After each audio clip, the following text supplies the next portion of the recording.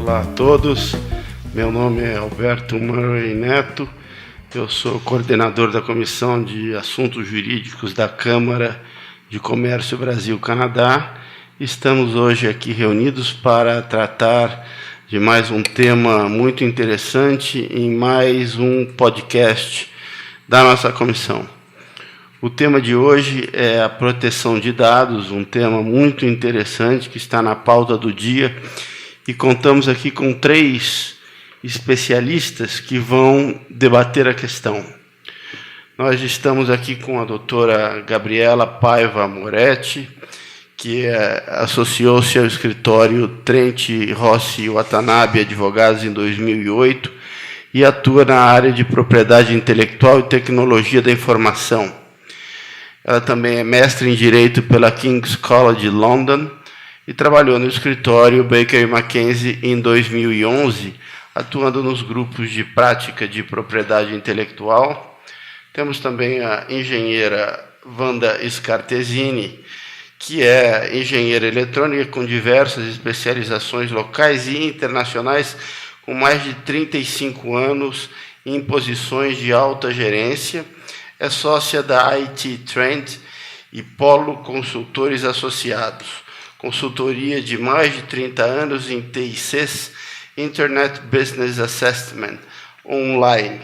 E é também presidente do Conselho da FITEC, diretora da ABIS e professora do MBA de Sustentabilidade em TI na Poli Laço da Universidade de São Paulo. E temos hoje também aqui o Paulo Perrotti, que é advogado e é o nosso presidente aqui da Câmara de Comércio Brasil-Canadá, e é advogado graduado pela Universidade Católica de São Paulo, a PUC. Paulo Perrotti também possui pós-graduação em Administração de Empresas pela Fundação Getúlio Vargas de São Paulo, especialização em Lei de Tecnologia e Informação no IBMEC, em São Paulo, em Direito do Canadá e do Quebec na Universidade do Quebec, em Montreal, em Financiamento do Mercado através de Instituto de Finanças e Responsabilidades Sociais pela ESPM de São Paulo. Como veem, são 3 pessoas muito afeitas ao tema de proteção de dados. Nós vamos iniciar com o debate entre eles. O primeiro tema de hoje é tratar da questão do marco legal brasileiro de proteção aos dados pessoais e ao impacto dessas medidas para as empresas do país. Vamos começar, então, com a engenheira Wanda, e aí vocês, em seguida, debatem a questão. Bom dia a todos. Eu gostaria de levantar algumas questões. Primeiro, em relação às empresas e organizações, creio que é importante ressaltar que todo mundo vai estar impactado por essas medidas, como aconteceu na Europa com o GDPR, né? Então, eu costumo dizer que desde condomínio, né, até o governo federal, todos vão ter que estar alinhados nesta questão da proteção de dados. Uma das coisas que mais afeta a minha atividade, que eu sou envolvida com a questão de internet mundial, com a ICANN, é a questão do registro de nome de domínios. Normalmente, quando qualquer pessoa quer registrar um nome de domínio, por exemplo, ccbc.org, né, você é obrigado a escrever lá quem é o proprietário, digamos que o proprietário, no caso, o responsável fosse o Paulo, então o Paulo tem que botar o nome dele, aí o administrador técnico tem que botar o nome, o responsável, o endereço, o telefone, o e-mail. Isso tudo é uma lista enorme de dados pessoais que são obrigados. Como este ambiente de internet é mundial, desde 25 de maio, todo mundo está discutindo como resolver esse problema. Por que é um problema? É um problema porque você quer ter oportunidade de saber quem está por trás de uma determinada ação ilegal, por exemplo, pornografia infantil, crimes da internet como um todo. E todo este acesso é automaticamente viável pelo acesso a estes dados dentro do RUIS. Então, o RUIS tem a importância da proteção da própria internet, do ambiente da internet. Então, hoje em dia está se discutindo o que vamos tirar e o que vamos deixar, porque o acesso é viável, mesmo obedecendo à legislação, mas ele é lento. Se você não tem acesso direto, você está lá na Estônia, né? E aí alguém aqui do Brasil comete um crime qualquer que está afetando a vida da Estônia. Se ele tiver que buscar um registrador aqui, que registrou aquele nome, para saber quem foi, já se perpetuou pelo menos por umas 3 ou 4 dias de problema que pode estar afetando a vida das pessoas com bastante impacto. Então, essa questão é uma questão que se discute com todos os países que estão compliance com o GDPR ou com o Privacy Act nos Estados Unidos, ou mesmo com a recomendação de privacidade da APEC na Ásia toda, e, obviamente, o Brasil tem que estar alinhado com isso. Como nós vamos fazer ainda é uma discussão. Não está efetivamente garantido. É claro que você pode tirar tudo, mas aí você perde todo o controle digamos, legal e criminal por trás das ações da internet, né? Então, vou passar aqui a palavra para o Paulo, perguntando já uma coisa que eu não reparei, provavelmente por não ter lido tão profundamente ainda o PL 53, se o PL 53 também garante a exclusão dos dados a pedido do usuário, a pedido pessoal de alguém, e como isso, porque isso sim vai impactar enormemente todas as empresas. Então, queria aproveitar e fazer essa pergunta aqui, já que eu tenho um consultor aqui à disposição. Obrigado, Wanda, obrigado pela pergunta, obrigado, Murray, obrigado, Gabriela, por participar desse podcast. Fico muito feliz com o convite. E, bom, o que nós podemos ver dessa legislação que está por vir é que ela é um amadurecimento da própria legislação em si, do que se refere aos direitos pessoais, individuais do ser humano, né? Nós temos aqui, né, tudo começou, a gente pode ter como base aqui a própria Constituição, o artigo 5º, né, que é a proteção dos direitos e garantias individuais. E isso vai evoluindo com a proteção do Código Civil, posteriormente com o Código de Defesa do Consumidor, que se ateve isso na década de 90 bastante nas relações pessoais, né, do fornecedor, cliente, identificando e caracterizando o que é cada um deles. E agora, né, nós tivemos no meio tempo aí o Marco Civil da Internet, que mais ou menos foi um apêndice um aperitivinho aí do que estava por vir na GDPR, né, da regulação europeia, e está chegando agora no Brasil, e eu acredito que isso venha em muito bom tempo, até porque eu sempre achei que o Marco Civil da Internet foi algo inócuo, porque não representou nada para a nossa legislação nacional. Muito pelo contrário, eu sempre achei que isso foi particularmente, nenhum demérito à lei, mas eu sempre achei, particularmente como advogado e para os estudos que eu fiz, que era algo inócuo para a nossa sociedade.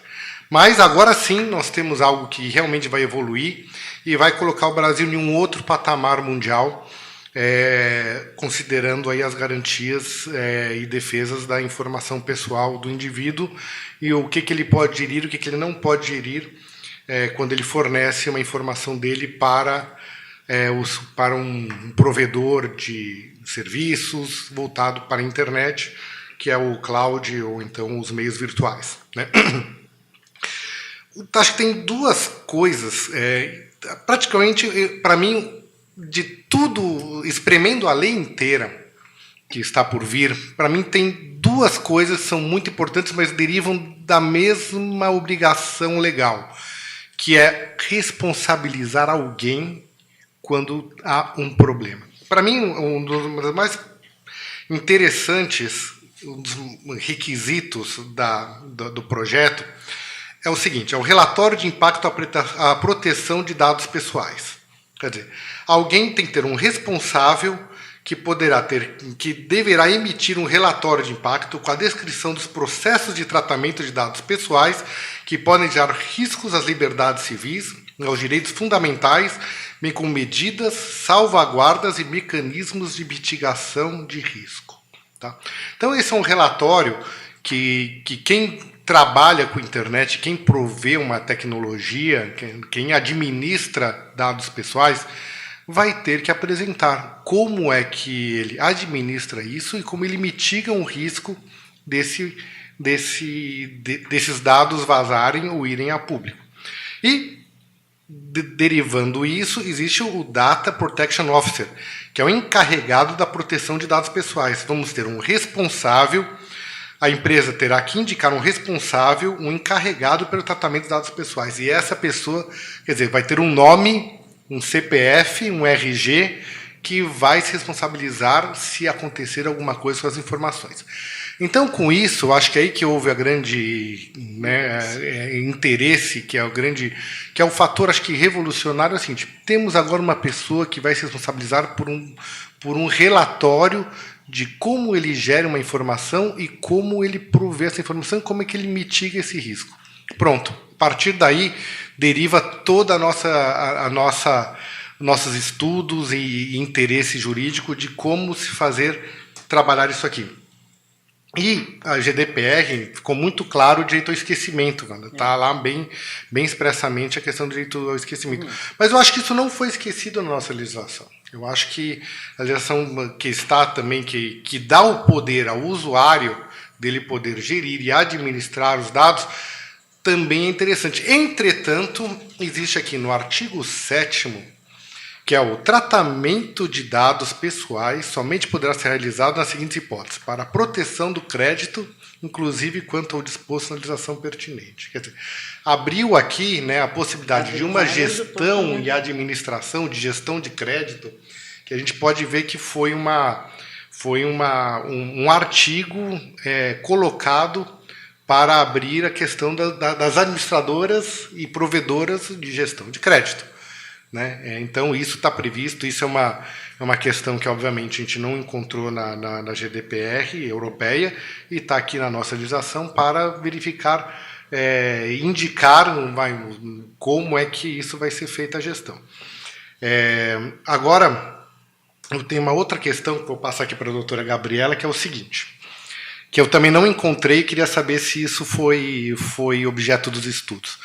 Para mim, eu separo uma questão que são os dados pessoais e os dados profissionais. Quer dizer, aquele que eu, como Paulo Perrotti, como pessoa física, com uma família, com meu pai, minha mãe, meus filhos, que tudo isso tem uma gestão pela nova lei, e tem meus dados profissionais, né? A minha posição profissional como advogado, como presidente da Câmara de Comércio Brasil-Canadá. Até que ponto essas informações também podem ser identificadas como pessoais? Isso foi contemplado, porque eu não consegui identificar. Para mim, tudo ficou em um arcabouço só, como dados pessoais. Mas até que ponto os dados profissionais podem ser desassociados ou não dessa proteção? Por favor. Tá certo. Obrigada, Paulo. Obrigada a todo mundo pelo convite. Vou entrar na sua pergunta, Paulo, mas acho que vale a pena a gente dar um passo para trás e talvez, eu não sei, quantos dos nossos ouvintes estão familiarizados com o tema, já tiveram contato com o PL. Então, só voltar um pouquinho para trás e dar uma ideia geral do que é esse PL que está super discutido, que está todo mundo preocupado, né? O projeto de lei de proteção de dados, como o nome sugere, regula a proteção de dados no Brasil. É importante destacar que ele não impede ou proíbe processamento ou uso de dados pessoais, mas ele regulamenta isso, justamente visando a achar um responsável em caso de danos, como você falou, né? Então, a primeira semelhança que tem, o projeto de lei ele foi amplamente respaldado por princípios do GDPR, o GDPR que é a Regulação Europeia de Proteção de Dados. Então você pega ali o parecer do relator do Senado, ele faz várias referências ao GDPR, uma clara inspiração. E um dos grandes princípios do GDPR é justamente esse conceito de accountability, que é responsabilizar alguém. Então, hoje em dia, o que a gente tem? Muita discussão, né? Vou usar um caso que foi emblemático aqui, que foi um dos impulsos para acelerar o processo legislativo no Brasil, que foi o caso do Facebook e o Cambridge Analytica. Se você pegar, de uma forma geral, se você pegasse os termos de uso e a política de privacidade do Facebook na época em que os dados foram coletados, lá em 2000 e pouquinho,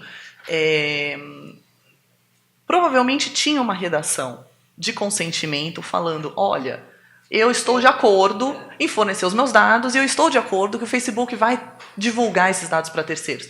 Então, hoje a gente tem um cenário em que se fala muito de consentimento, e pegando esse caso emblemático, provavelmente se você chegar na letra ali do das políticas que estavam em vigor, provavelmente tinha um consentimento ali. Então não é questão de, olha, você consentiu e eu não sou mais responsável, não é problema meu. O Facebook foi considerado responsável, sim, ainda que tivesse um consentimento, porque usou de uma forma inadequada ou inesperada. Ou genérica demais. Genérica demais, ou de uma forma que não fosse legitimamente esperada pelos titulares dos dados. Então, esse princípio, e é justamente esse o conceito de accountability, né? Não interessa o que as pessoas assinaram, você está em posse de informações que te dão um grande poder e, né, quase que como Homem-Aranha, né? Com grandes poderes vem grande responsabilidade. E é justamente isso. Então, esse princípio do accountability muito claro no GDPR, ele está meio que espalhado no nosso PL aqui. Desculpa interromper, mas eu tenho uma dúvida também que né, falando do Cambridge Analytica e do Facebook, aqui tem o artigo 7º, parágrafo 4º, que diz o seguinte: fica dispensada a exigência do consentimento previsto no caput desse artigo para os dados tornados manifestamente públicos pelo titular. Quer dizer, a partir do momento que que você está no Google, que você está no Facebook e você deu autorização ampla para que quer dizer, aqui, teoricamente aqui há uma manifestação pública, né, do titular para que isso possa ser pelo menos analisado. Será que isso seria a brecha para que outras entidades, empresas absorvam essa informação de terceiros e manipulem? É ótima essa pergunta, porque é bem o gancho com o que eu ia completar, que é justamente o princípio do accountability, ele não está lá, assim, preto no branco, no PL, né? As empresas serão responsáveis, independente de qualquer coisa. Ele está refletido em outros princípios, e um dos dos principais princípios que tem no PL para quem pretende processar dados pessoais é justamente a questão da finalidade do processamento. Então, vamos lá, tem alguns conceitos que eu acho que vale a pena ser esclarecidos, justamente para quem não tem tanta familiaridade com o tema. Dado pessoal é definido tanto no GDPR como no nosso PL, como o dado relacionado a uma pessoa identificada ou identificável. O que significa isso? Meu nome, Gabriela, é dado pessoal, obviamente. Meu telefone associado ao meu nome, meu endereço associado ao meu nome. Agora, se falarem, por exemplo, olha, tem uma mulher que está na Câmara de Comércio Brasil-Canadá nesse momento, gravando um podcast e está com roupa preta. Em tese, todos esses dados isolados não são necessariamente dados pessoais, mas o conjunto deles permite identificar a pessoa. Uma pessoa, no caso eu. Então, esse conjunto de dados pode também ser considerado dado pessoal. Então, é uma definição muito ampla, e pegando também já o que você tinha falado de dado profissional e dado pessoal, eu entendo que sim, o dado profissional, desde que atrelado a uma pessoa que permita a identificação de uma pessoa, vai ser sim considerado também um dado pessoal. De novo, não significa que você não pode usar, que você não pode processar, que você não pode tocar naquilo, mas que vai ter toda uma série de regulamentos que vão se aplicar ao que você fizer com esses dados. Então, você tem os dados pessoais, você tem a figura do controlador de dados, que é a pessoa que determina, que é quem toma decisões sobre como esses dados vão ser usados. Então, pegando o caso do Facebook, o Facebook era ali a primeira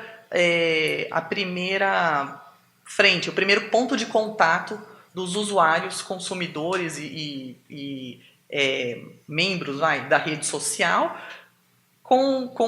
para quem os dados eram fornecidos. O Facebook, que em tese controla como esses dados podem ou não ser utilizados, ele, pela lei, definição da lei, é um controlador de dados. E você tem uma figura do processador de dados, que é quem é contratado por um controlador para fazer o processamento. Ele não tem um relacionamento direto com o dono desses dados, ele está agindo sob as instruções do controlador. Então, o foco principal ali é o controlador dos dados, em termos de responsabilização. E a lei estabelece, no artigo 7º, toda a base legal para que as empresas, ou seja lá quem for que tiver interesse em processar dados pessoais, possa fazer isso. O primeiro deles é o consentimento. Isso vem de história, a gente tem uma cultura, no Brasil especialmente, muito concentrada em consentimento. Então, se você autorizou, você se responsabiliza. Se você autorizou, você concordou com a forma como aquilo ia ser feito. Tem uma função muito forte, né? E quando a gente passa a gente está trabalhando hoje num ambiente mais digital, mas quando a gente volta para o analógico, em que tudo era no papel, dava uma sensação de que você estava, para a empresa eu digo, dava uma sensação de que você estava protegido porque você tinha o consentimento ali por escrito de alguém, né? E o que aconteceu quando a internet entrou no cenário? Você, para participar de qualquer coisa, precisa ler uma série de termos de uso, políticas de privacidade, e a real é que ninguém faz isso, né? Então, hoje se fala muito num conceito, aí está surgindo o conceito da fadiga do consentimento, que é as pessoas, as empresas exigem tantos consentimentos das pessoas que não dá para você se valer do consentimento que alguém te deu para justificar as coisas que você faz com aqueles dados. Aí que entra de novo a questão do accountability. Não é porque você teve o consentimento que você pode fazer o que você bem entender com aqueles dados. O outro princípio é justamente a da finalidade, que é você só pode processar os dados pessoais para determinadas finalidades. Então, se for o consentimento, a lei fala que o consentimento tem que especificar qual é a finalidade. E se mudar a finalidade do processamento, tem que ter um novo consentimento, que a gente meio que bate de novo na questão da fadiga do consentimento. Mas é tão relevante a finalidade do processamento que isso pode gerar a renovação desse consentimento, ou aí sim uma restrição no processamento. Então, vamos pegar um exemplo. Eu, Gabriela, quero contratar uma provedora de internet para ter internet na minha casa. Eu quero esse serviço, eu quero receber esse serviço. Para a prestadora conseguir me prestar esse serviço, ela necessariamente vai precisar de alguns dados pessoais meus. A lei fala, se você vai processar dados a pedido do titular para poder prestar um serviço, isso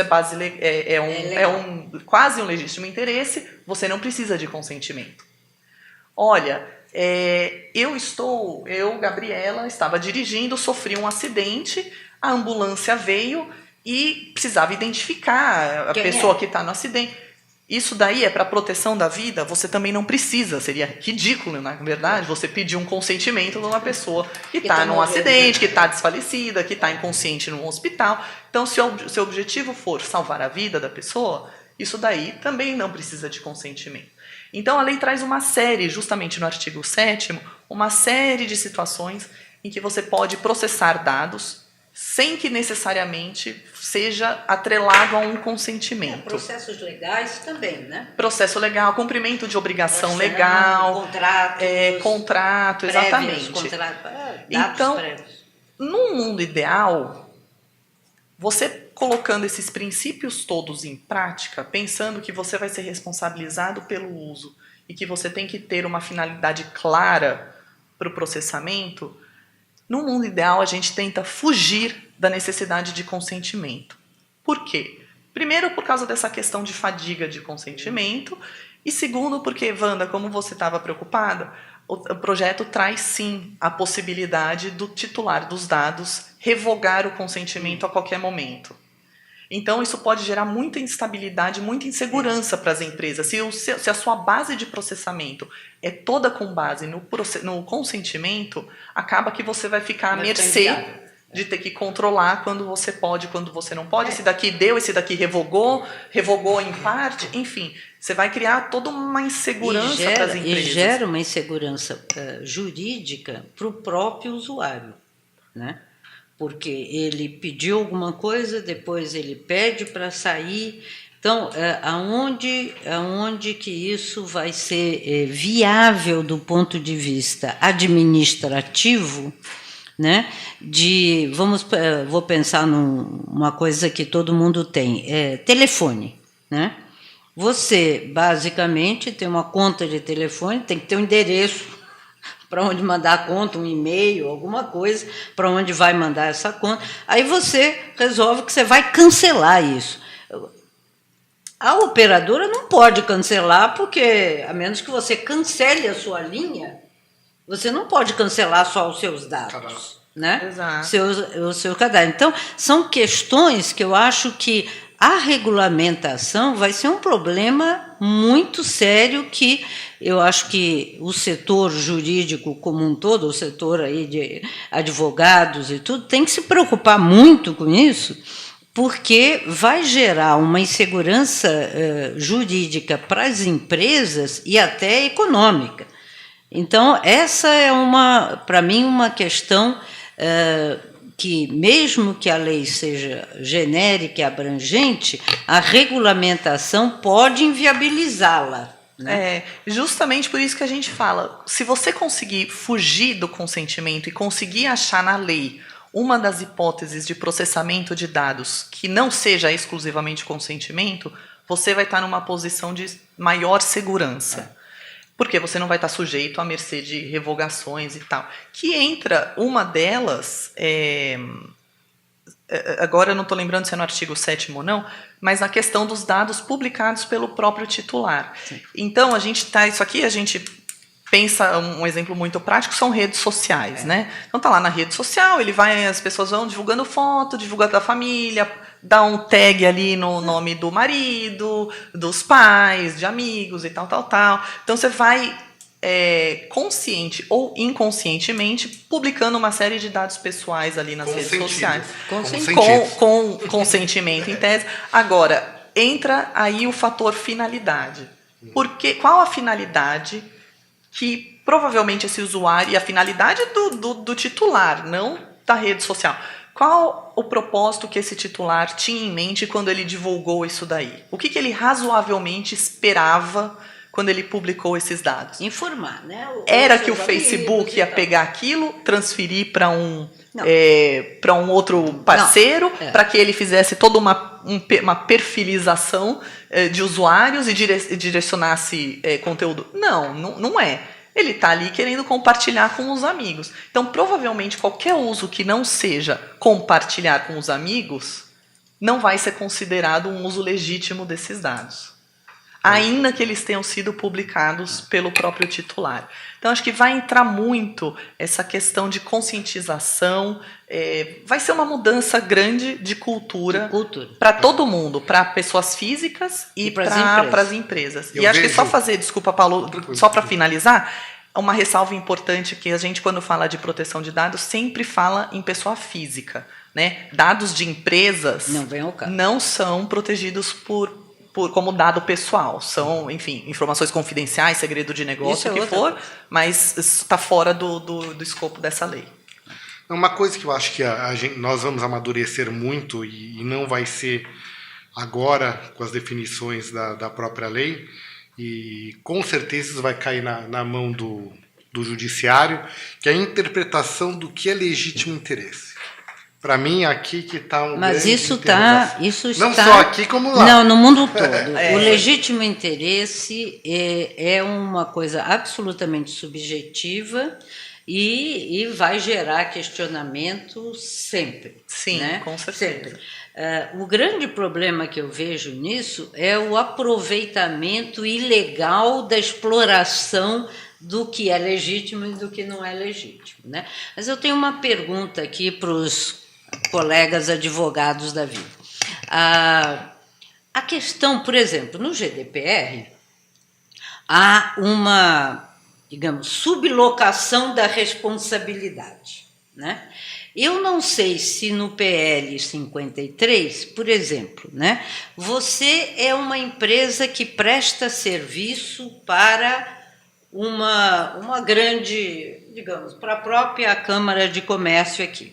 Então, digamos que quem segura os dados, o banco de dados dos associados da CCBC está em terceiros, está com terceiros. O quanto esses terceiros e quem faz o software, por exemplo, este banco de dados, né, também quem desenvolveu, quem fez, no GDPR tem essa sublocação de responsabilidade. Né? Então, quem está administrando o banco de dados, quem fez o software para o banco de dados, se houver uma falha aqui, essa falha se transmite para cá e essa falha se transmite para a CCBC e, subsequentemente, se ela for processada, ela vai processar lá para trás. Como é que vai ficar isso no nosso PL 53? O PL ele traz uma previsão semelhante, sim. Então, a figura do controlador, que no seu exemplo seria a CCBC, sim, ela, perante terceiros, perante a autoridade, vou até fazer um parênteses para falar da autoridade daqui a pouquinho, perante a autoridade, perante os titulares de dados, ela sempre vai ser a responsável. Muito semelhante com o que acontece hoje com o Código de Defesa do Consumidor. Né? E aí toda a cadeia é responsável, sim. A exposição maior, claro que vai estar entre partes. Então, o controlador, como responsável perante a sociedade, pode se resguardar contratualmente e depois ajuizar uma ação, ou enfim, dependendo da relação entre as partes, mas procurar ser ressarcido por quaisquer danos causados. E isso vai até chegar na ponta. Invariavelmente, o que vai ser necessário acontecer é que, a partir de agora, se já não eram produtos que eram oferecidos na Europa e que, portanto, de uma forma ou de outra já refletiam isso, a partir de agora a gente vai ter que trabalhar com o conceito de privacy by design e sim, privacy by default, que é na hora em que eu estou desenhando um produto, eu tenho que partir do pressuposto que a privacidade dos usuários vai ser protegida. E é isso que vai impulsionar a indústria. Porque aí você vai desde a fonte garantindo essa proteção. Mas também os contratos vão precisar ser refeitos certamente, neste momento. Porque certamente. Alguém, por exemplo, nós já fizemos isso por conta do GDPR, porque a fundação que eu sou presidente do conselho, ela desenvolve soluções para um grupo alemão. Né? Então, obviamente, nós já tivemos que fazer isso, mas isso não é um conceito geral que está disseminado. E, na verdade, nem os contratos a gente tinha estabelecido adequadamente. Sim. Então, porque eu entendo que não adianta você se defender num contrato que não está especificado, porque a lei é maior, né? Não, certamente vai, como eu falei, vai ter a mudança de cultura de todos os lados. Então, vem muita coisa nova por aí. A questão que eu ia fazer, o parênteses da autoridade, que eu acho relevante aqui, é o seguinte: a lei hoje, o projeto de lei foi aprovado pelo Senado terça-feira passada, dia 10 de julho. Ela está para sanção do presidente. Ainda está em sanção. E vai levar ainda 18 meses, é isso? Isso, a partir da publicação no Diário Oficial, a vacácio é de 18 meses. Ou seja, as empresas vão ter 18 meses para se adaptar. E aí, só fazendo um outro parênteses, só de curiosidade, a GDPR, né, vamos ver como isso vai acontecer aqui no Brasil. Porque a GDPR teve uma vacácio de 2 anos.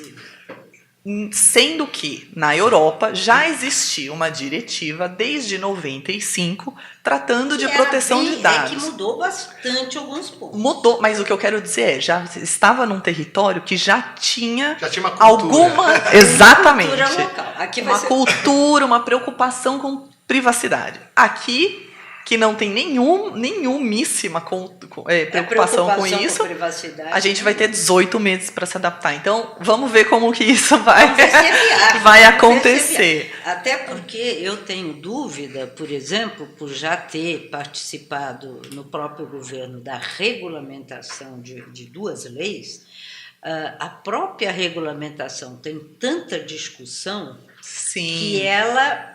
digamos, não se viabiliza neste prazo, muito provavelmente. Sim, que entra justamente no ponto da autoridade. Um dos pontos da lei foi a criação de uma autoridade nacional de proteção de dados. Outra coisa, né? Que eu, particularmente, considero relevante para que a lei, de fato, atinja os propósitos a que se propõe. Né? Exatamente. Se a gente lê o PL... Ao longo dele inteiro, você vê que vai ficar a cargo do órgão competente, o órgão competente vai decidir, o órgão competente vai regular. Então, assim, não é uma lei, além de tudo, não é uma lei que vai ser muito auto-aplicável. Ela vai depender dessa autoridade para regulamentar, para orientar, para criar essas diretrizes todas, para interpretar. Uma das questões que ela com certeza vai ter muita interferência na transferência internacional de dados, porque várias das hipóteses que permitem a transferência dependem da aprovação ou de um contrato ou de políticas pela autoridade. Então, é uma figura aí relevante para que a lei, de fato, tenha os efeitos práticos que se pretende. Mas é o ponto também que está mais... numa situação mais sensível para a sanção do presidente, porque essa autoridade foi criada durante o processo legislativo. Originalmente, o projeto que veio do Ministério da Justiça falava em órgão competente, mas não criava o órgão. Esse órgão foi criado no fim do processo legislativo na Câmara. Passou para o Senado, foi aprovado do jeito que estava, e agora está para sanção, e tem toda uma discussão se o Congresso pode criar um órgão executivo, exatamente. Então, de qualquer jeito, cabe ao Ministério da Justiça regulamentar a lei, né? Na verdade, tem o decreto, sim, o decreto que regulamenta a lei, mas eu acredito que as diretrizes práticas, a interpretação da lei ficaria a cargo da autoridade. E aí... Mas essa autoridade pode ser um departamento, uma secretaria do Ministério da Justiça, pode ser autoridade. No mundo ideal seria uma coisa um órgão independente e especialmente especializado. Porque dado pessoal não é uma coisa simples. Como se fosse uma Anatel, assim. Órgão independente que vai regular. Por exemplo, na Europa, né, criou-se essa comissão dentro da União Europeia, que é a comissão que gere a proteção de dados na União Europeia. Tem até a carta deles aí, quer dizer, estão constituídos como um grupo autônomo, interessado, com representantes de todos os países, etc. Eu entendo particularmente que o que devia acontecer era, no mínimo, ter como, digamos, o Conselho de Justiça, alguma coisa parecida, onde representantes de diversos órgãos, não, ou de diversas áreas de interesse, que eu acho que é mais correto, né? Sei lá, o representante da saúde, um representante da OAB, são representantes da sociedade organizados de alguma forma com aval de governo, né? Para exercer a autoridade. Do jeito que ele está hoje, essa autoridade seria composta por uma diretoria formada por 3 diretores e por um conselho com 23 membros. E aí os membros, sim, representantes do governo, da sociedade, da academia. Agora, enfim, é um ponto que está em discussão. Não sabemos se vai ser sancionado 100% ou se vai ser vetada essa criação da autoridade. E se for vetada, o que vai acontecer? O que fica no lugar. Exatamente. Dentro do Ministério da Justiça, que é a fonte original do PL, essa discussão toda do PL começou com a Senacom, né? Então, e hoje, mesmo sem uma lei específica, a gente tem uma atuação forte do MP em casos divulgados pela mídia de divulgação ou acesso não autorizado a dados pessoais. Então, a gente teve caso de Netshoes, teve Microsoft, algumas situações aí em que o MP atuou. Hoje tem em Brasília, se eu não me engano, uma investigação de farmácia e do compartilhamento pelas farmácias com a indústria farmacêutica, dos dados de receita médica. Então, assim, o MP atua já um pouco isso, mas sempre tem um fundinho de relação de consumo nessa investigação. E proteção a dados pessoais é muito mais amplo do que relações de consumo. Então, eu também não acho que colocar um Senacom ou algum órgão parecido seria o ideal. As duas grandes fontes de dados, certamente, uma são relações de consumo e a outra são relações trabalhistas, né? Então, por isso que todas as empresas, acho que isso é sempre bom a gente reforçar bastante, né? Não é só empresa que trabalha que é internet-based, que são empresas digitais, que não são só as empresas voltadas a consumidor que vão ser impactadas. São absolutamente todas. Se você tiver um empregado, você já vai processar dados pessoais de um terceiro e você está sujeito a essa lei. Por exemplo, como eu disse no começo, os próprios condomínios. Né? Condomínio, exatamente. Condomínio, quer dizer, você vai entrar aqui, por exemplo, você vai entrar e alguém vai pedir o seu documento para deixar você entrar. Como que você vai garantir que você, ao entregar este documento, a pessoa não vai pegar aquilo e vender depois para algum lugar, tá certo? Então, cada um deles vai ter que ter, certamente, uma recepção, porque você também não pode deixar todo mundo entrar, mas, ao mesmo tempo, uma eliminação diária daquela documentação. Não necessariamente eliminação, mas uma boa gestão de que aquilo não vai mas ser... Mas é muito difícil, porque acaba ficando na mão de pessoal menos qualificado. É por aí que nós vamos agora fazer, acho que a gente está num momento até revolucionário na questão do uso da internet pelas empresas no mundo. Porque eu não vejo o lado da própria eliminação como uma solução, mas assim, aquelas empresas mais responsáveis, as melhores, aquelas que forem mais derem mais atenção ao consumidor, ao cliente, ao usuário, à imagem pública, eu acho que são aquelas que vão ter uma vantagem competitiva. Eu acredito muito nisso. E acho que até para finalizar aqui a minha apresentação, eu vejo com muito bons olhos essa lei, porque ela vai gerar novas relações, seja com com o público, com as outras empresas, com o governo, e vai gerar emprego, vai gerar novas possibilidades, novas oportunidades de emprego e de soluções.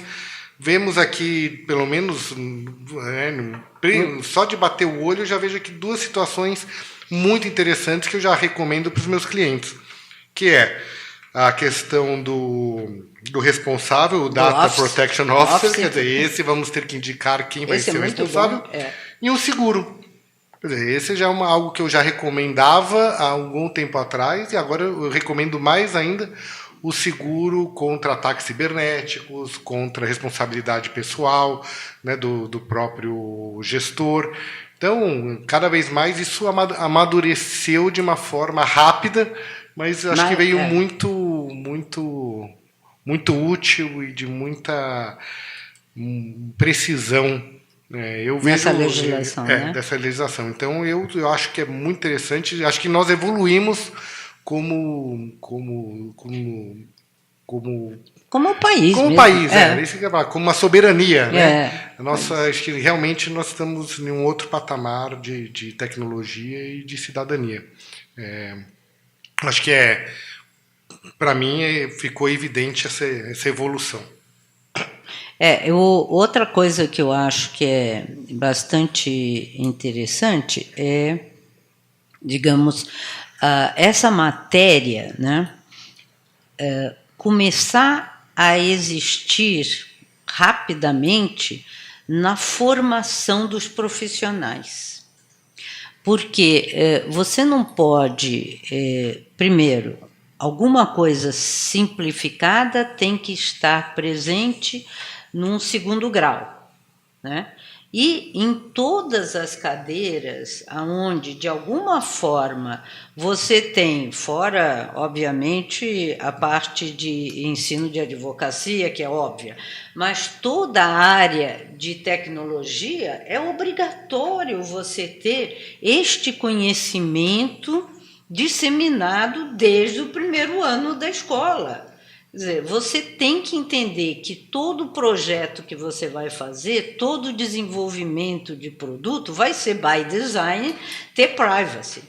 Então, eu acho que são questões que não vai afetar exclusivamente a regulamentação e a execução da lei, mas vai ter que se expandir para incorporar na cultura geral do país, porque nós estamos, assim, anos-luz de ter preocupação com a privacidade. Sim. Né? Estamos anos-luz. Então, todo mundo, e mesmo eu mesma que sou obrigada a tratar desse assunto internacionalmente, eu não sei que não me preocupo tanto, porque cada vez que eu penso, eu já distribuí meus dados para milhões de pessoas. Então, qualquer um vai poder pegar meus dados com tranquilidade, porque eles estão aí distribuídos em todos os edifícios empresariais de São Paulo. Com legítimo consentimento. Com legítimo consentimento. Então, esta é uma lógica que, para explicar ao cidadão comum, não vai ser trivial. Não, Wanda, complemento ainda, porque quando saiu a notícia de que o PL foi aprovado pelo Senado, quem trabalha na área e tem contato com isso comemorou. Mas a gente viu muitos comentários de pessoas comuns, familiares, ou então você busca, né, comentários em notícias de gente falando, vocês não têm mais o que fazer? Esse é o problema do Brasil, que não tem mais nada para ser resolvido. Então, assim, de fato, essa noção de privacidade, né? Com alguns você fala, olha, saiu a lei e tal, mas eu não faço nada de errado, eu não estou nem aí se me vigiam, se não vigiam, porque eu não tenho nada para esconder. Esse conceito de privacidade é muito... Não existe. Exatamente. Então, ele não existe no Brasil e ele precisa ser disseminado. Eu vou até comentar rapidamente uma coisa curiosa, que lá atrás, nos anos 90, quando começou a internet, começo dos anos 90, começou a internet aqui no Brasil, houve um esforço setorial, aí um esforço do pessoal bem ligado a essa área, da própria Secretaria de Política de Informática, na época, a negociar com a Rede Globo e colocar numa novela que o artista principal acessava a internet. Tá certo? Eu acho que esta questão da privacidade, ela vai precisar entrar no dia a dia de novela, de histórias, porque é o único jeito de transferir o conhecimento para toda a sociedade. Sim. Então, eu acho que vai ser fundamental. Aquela experiência que nós tivemos com a internet foi sensacional. Todo mundo queria ter internet também, e isso expandiu sensivelmente a internet no Brasil, né? Então, eu acho que ações de mídia organizada e focada na instrução e na capacitação da população vai ser fundamental. Com certeza, com certeza. Bom, tivemos um debate de excelente nível. Essa é realmente uma questão que deve ser disseminada na sociedade brasileira, passe a ser uma parte integrante da cultura do brasileiro, ver como relevante a proteção de dados. Nós, da Comissão Jurídica aqui da Câmara de Comércio Brasil-Canadá, mais uma vez agradecemos as presenças da doutora Gabriela Paiva Moretti, da engenheira Wanda Scartesini, do nosso presidente da Câmara, doutor Paulo Perrotti, e convido a todos para que fiquem atentos aos próximos podcasts e eventos da Comissão de Assuntos Jurídicos. Muito obrigado. Muito obrigada aí pela oportunidade. Quero só aproveitar a oportunidade aqui de estar falando no ar e lembrar que nós temos aqui também uma comissão de tecnologia, da qual eu faço parte. Eu sou coordenadora dessa comissão de tecnologia e cada vez mais a comissão de tecnologia tem que estar alinhada com a comissão de direitos jurídicos, de posturas jurídicas, porque nós estamos absolutamente envolvidos nessa questão. O pessoal de tecnologia é o grande afetado diretamente para tratar o assunto do ponto de vista de segurança jurídica para, digamos, a população como um todo e todas as empresas, principalmente, né? Muito obrigada pela oportunidade e, com certeza, vamos estar discutindo isso muitas outras vezes, né? Muito obrigado. Conto com todos na participação para escutar os nossos podcasts. Obrigado aos debatedores, às debatedoras aqui presentes. E obrigado, Alberto, mais uma vez, por estar presente aqui conosco. Obrigada, Alberto, Paulo, Wanda, pelo debate muito interessante. E obrigado pela oportunidade. Obrigado a todos.